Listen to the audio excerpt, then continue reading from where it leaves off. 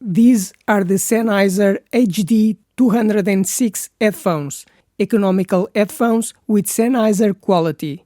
And I'm going to show you everything about these headphones, the characteristics, quality and demonstrations, to know everything about these headphones. But first, subscribe to the channel because I post new videos every week.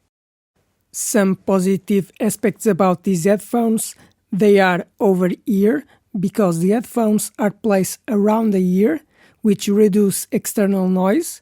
They are padded around the ear to make them more comfortable in the ear. But it is also padded on top. The plastic is not supported on the head, so it is more comfortable on the head. Another positive aspect is that they are economical headphones. They are from Sennheiser, but they are cheaper than normal.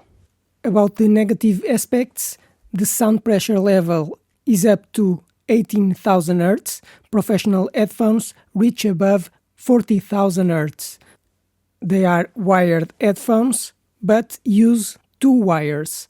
They could have put a wire going over the top and then coming out only through one headphone. Regarding the repair, I will disassemble it later and show if it is easy to repair. An aspect that some consider positive, others consider negative, is the size of the wire. Because it is a 3-meter wire and some people use it close to the computer, others like it because they can get further away from the computer. But you can wrap the wire and reduce the length of the wire. But that depends on your preference. Either 3 meters is too long or 3 meters is useful. Regarding the repairability of the headphones, it is assembled using fittings and screws.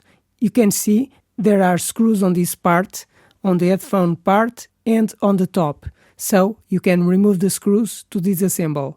So the repair seems like to be possible to do when necessary. I will not disassemble the headphones before the audio tests, maybe later. But this part of the headphones, where the sponge fits, it is done by fitting two plastic parts, so I will have to unclip it and try not to damage it. Therefore, it is closed with screws and it's not glued. I'm not going to open it right now because the headphones are new and there's no need. But the repairability doesn't seem very complicated. I just have to remove the screws and detach the plastic parts. But what's the easiest thing to damage in the headphones? What gets damaged the most could be the sponges and the wire connector. The sponge appears to have a very thin layer and will wear out with use. But regarding the wire, it has a rubber that protects the wire from breaking.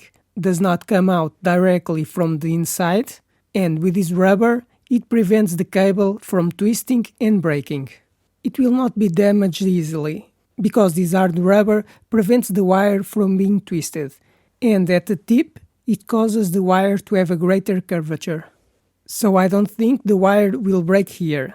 This is a positive aspect because this way the headphones will last longer. I'm impressed with these headphones. It may have a low price, but the quality is not completely bad.